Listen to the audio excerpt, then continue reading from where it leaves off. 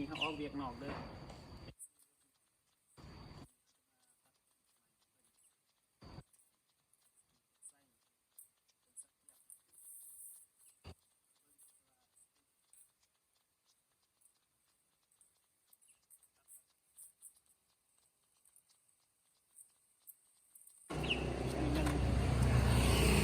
จับเป็นบาท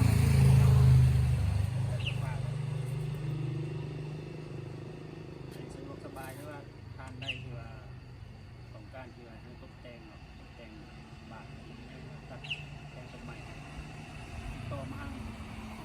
สองต้นไม้แล้วมาต่ออะไรที่ตัดง่ายพี่น้องต้องใช้มีตัดตัวนี้สบายเมื่อย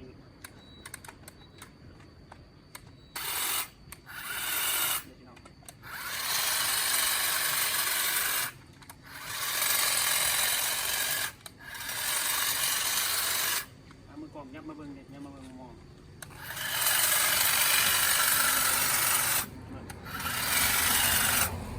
สบาย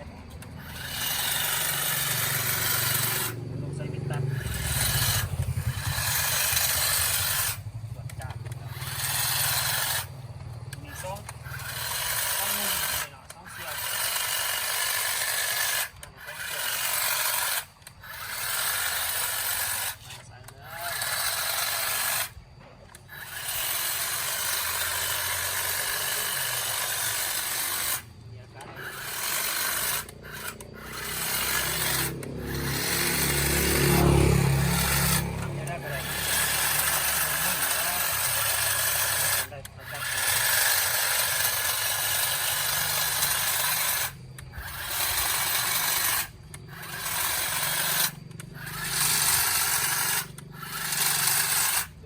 เป็นเหลี่ยมก็ได้ม้วนๆใช่ไหมจับมาเลยเนาะ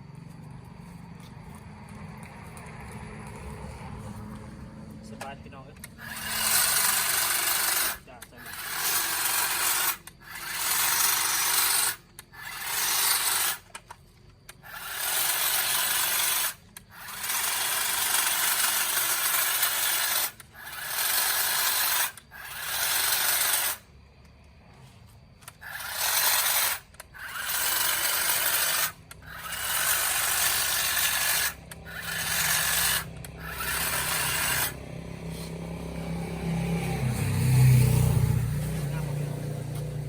ได้ที่ว่า2 5คนเดียวตัดต้นใหม่เนาะต่อมาข้างฐานเขาดีเข้าโดยตรงแล้วก็ได้เนาะการใช้งานแบบลองด้วย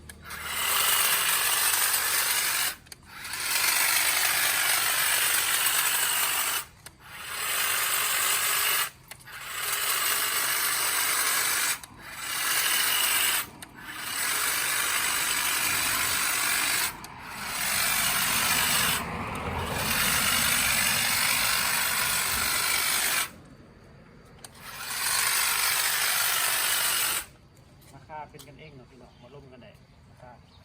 เดี๋ยวข้าว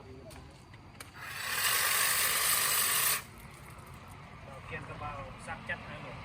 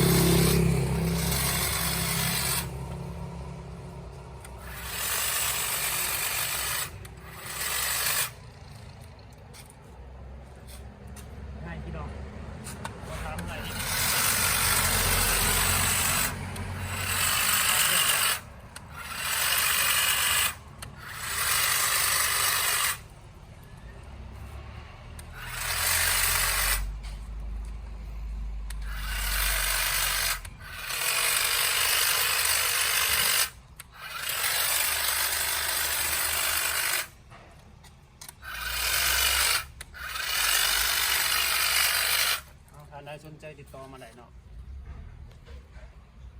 เบิ่งต้นที่ว่าเขาตัดแล้วเนาะเป็นเบิ่งต้นนี้เขาตัดแล้วเลย